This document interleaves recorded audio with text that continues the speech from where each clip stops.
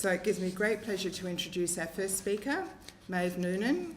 Meave is a PhD candidate at RMIT in the field of sociology and youth studies and a researcher in residence at the Geelong Region LLEN.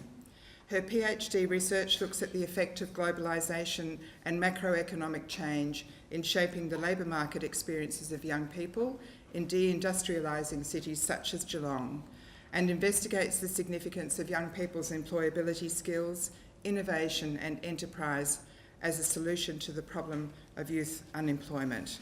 Please join with me in welcoming Meave.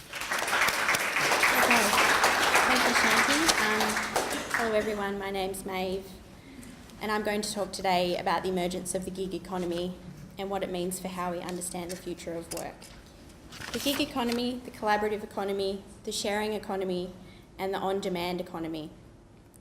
These are all terms to describe the rise of non-traditional ways of working and providing goods and services that involve temporary, task-by-task forms of employment.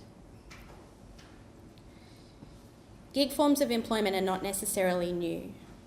For example, freelancing has been the predominant mode of employment in several industries for a long time.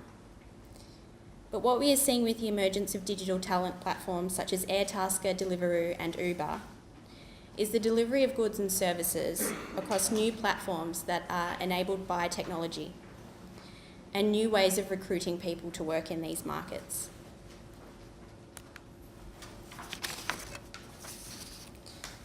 According to research by the Australian Industry Group, the rise of the gig economy is being driven by workers who are expressing an increasing demand for autonomous and flexible work. However, research by the McKinsey Global Institute adds more detail to this picture, suggesting there are 4 key segments of independent workers. There are free agents who actively choose independent work and derive their primary income from it. There are casual earners who use independent work for supplemental income and do so by choice. There are reluctants who make their primary living from independent work but would prefer traditional jobs.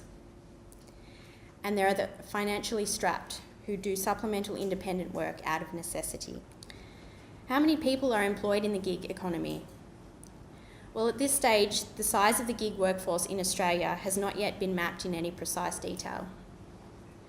However, estimates from the UK and the US may shed some light on the size and scale of this sector. A UK study released this year indicates that just 4% of working adults aged 18 to 70 in the UK are gig workers. Research in the US in 2014 suggested that between 14 and 20% of employed people in that country were engaged in gig work. Another estimate, this time for both Europe and the US, suggests that 20 to 30% of the working age population engage in some form of independent work. And of this group, 15% have used a digital platform. Although there is some variation in these figures, the data nonetheless indicates that the gig economy is a rapidly expanding sector of the economy. In Australia, research by the Grattan Institute suggests that around 30% of Australian workers are operating in non-traditional types of work, a category which includes working as a casual, independent contractor, for labour hire, or as a business owner or operator. And the appeal of gig work for young people is demonstrated by the Foundation for Young Australians, who maintain that around 70% of Australians under 34 are open to using a digital talent platform such as Airtasker, Freelancer or Uber to source income in the next year. One of the most appealing attractions of gig work is the sense of autonomy and accessibility that it can offer workers. Digital labour platforms such as Uber promise low barriers to entry. In some instances, it is as simple as downloading the app and starting work. The flexibility of working hours may be convenient for students or people with family or caring responsibilities. Recent UK research suggests that the majority of gig workers do not rely on gigging for their main source of income. Rather, it is more likely to be complementing their main job. For these workers, gigging may provide a way to top up their earnings or to save for a specific financial goal. And according to predictions by the Australian Industry Group, the gig economy will bring benefits to the wider economy by creating jobs and raising GDP. The gig economy, however, is not without significant risks. Gig employment is inherently insecure and unpredictable. Workers have no guaranteed minimum income, and gig employers have a minimum number of obligations towards workers, with no responsibility to supply workers with education, training, and/or equipment that are necessary for them to perform their role. As has emerged in some recent employment tribunals in which Uber has been embroiled, the company understands itself as a technology firm, not a transport business, and views the drivers it engages as self-employed contractors with the ability to choose where and when they work. The growth of these atypical forms of employment could effectively mean a rise in 0 hours contracts, which allow employers to hire employees with no responsibility to provide a minimum number of hours, exacerbating the problem of underemployment. Underemployment is a significant barrier to young people's successful participation in contemporary labour markets. And according to the Australian Bureau of Statistics, youth underemployment is currently at the highest level ever recorded in Australia. Gig economy platforms such as Uber are seemingly detached from any specific geographical location, with the ability to draw on a pool of remote workers who are, in theory, located anywhere in the world. The globalisation of the workforce that the gig economy helps to bring about can have impacts on the fortunes of regional economies like Geelong, which are already grappling with labour market changes brought about by deindustrialisation and the offshoring of key industries. How much money are people actually earning in the gig economy? Well, at this early stage of the gig economy's evolution, there has not been a great deal of research into this question. However, this diagram is for the US context and suggests that gig workers who are operating on digital labour platforms like TaskRabbit, Lyft and Uber are earning quite a modest income. It shows that most of the workers in this study are making under $500 a month, which is around 630 Australian dollars from such firms. The limitation of this study that should be mentioned is that the data were collected by a consumer lending startup, and the sample, which included only gig workers who had applied for loans from the startup, has a selection bias. Another study by sociology professor Juliet Shaw of Boston College suggests that the gig economy has the potential to worsen economic inequality. Professor Shaw wished to examine how the gig economy is affecting the distribution of income and opportunity within the bottom 80% of the population. And she surveyed 43 workers across 3 platforms: Airbnb, Relay Rides, and TaskRabbit. An interesting finding of her research is that well-off and highly educated workers are using the platforms to increase their earnings, and that this group is doing work that is traditionally done by people of low educational status. In other words, white-collar workers are taking gig jobs in services work and blue-collar manual labour, and the effect is that they are potentially crowding out the earning opportunities of those of lower educational status on these platforms. The gig economy is the topic of much controversy and debate. There are a number of questions and issues currently being debated by policymakers, industry, unions, various courts of law and regulators, and other stakeholders. For example, is the gig economy a new phenomenon or simply an extension of existing dynamics of labour market change such as casualisation? In fact, Jim Stanford, an economist at the Australia Institute, points out that all the key features of gig work, including irregular on-call scheduling, working from home with your own tools and equipment, and piecework compensation, have a long history in capitalism, and they remained in common use even prior to the digital revolution. Stanford poses a provocative question. Is the gig economy really driven by the inexorable autonomous force of technology? New technologies and new working arrangements, for that matter, do not emerge in a vacuum, but rather are designed and applied within a particular social, political and economic context, and reflect the biases and interests of those people developing and implementing them. However, these biases and interests are not inevitable and can be challenged.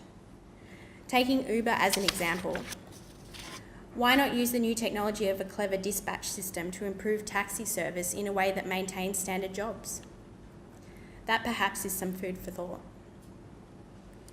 Much of the controversy and debate around the gig economy relates to the fact that it is an emerging sector, and therefore there is not yet much in the way of regulation to protect the basic employment rights of workers.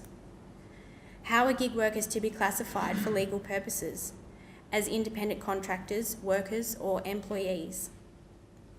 What rights do gig workers have to things like the minimum wage, unfair dismissal protections, holiday and sick pay, and superannuation? What forms of redress or support should workers have when they feel they're being exploited? In May 2017, Unions New South Wales and Airtasker brokered an agreement to institute some minimum rates of pay and to introduce insurance cover and dispute resolution mechanisms for workers. Some commentators consider this agreement an important first step towards improving the pay and workplace protections for people working in the gig economy. So the Australian Industry Group claims that the rise of the gig economy is being driven by workers who are expressing an increasing demand for autonomous and flexible work. However, I tend to think that this is an overly simplistic explanation and one that doesn't take into account the structural changes in the labour market that make the rise of the gig economy possible. The shift to gig working arrangements is occurring in a context in which full-time employment is out of reach for a growing number of people. I wanted to show a couple of graphs now to illustrate the decline in the availability of full-time employment. This decline can in large part be explained by the shift to an economy that is based on the provision of services rather than the production of goods. As you can see here, over the course of the 20th century and into the 21st century, the services sector has held a large and increasing share of total employment in Australia. Whereas those sectors which have traditionally been the bastions of full-time employment, such as agriculture, mining and manufacturing, represent a diminishing share of total employment. And this graph utilises Australian Bureau of Statistics data to illustrate the decline in the proportion of full-time jobs. It shows that since the year 2000 there has been about a 6% drop in the proportion of people working full-time, and this trend is evident across both male and female workforces. It would be tempting to interpret this drop as simply the result of more people choosing to work part-time or casual rather than in a full-time job.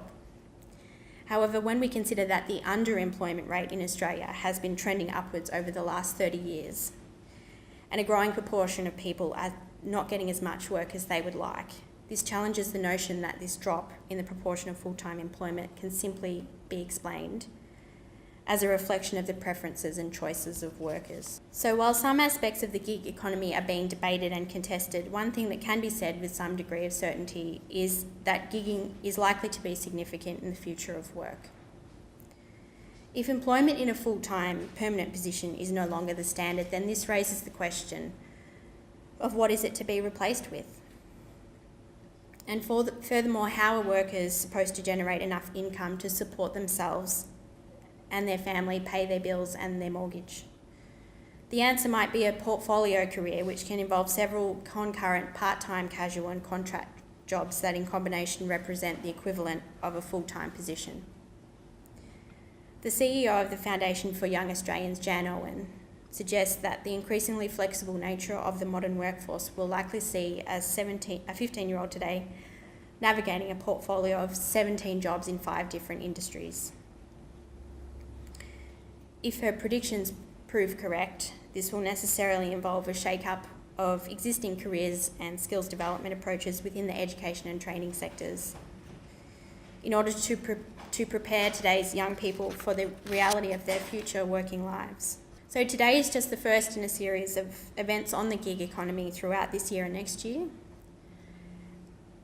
The Expansive Learning Network is going to be exploring a whole range of topics that are relevant to this important issue, including the impact of new technologies, the education and training needed for the new worlds of work, the social infrastructure needed to support gig workers, and a discussion of what the Geelong region might look like in a post-employment future, as well as a look at gig work in the creative industries. So I do encourage you to come along and to continue the conversation. Thank you for your time and I look forward to your questions.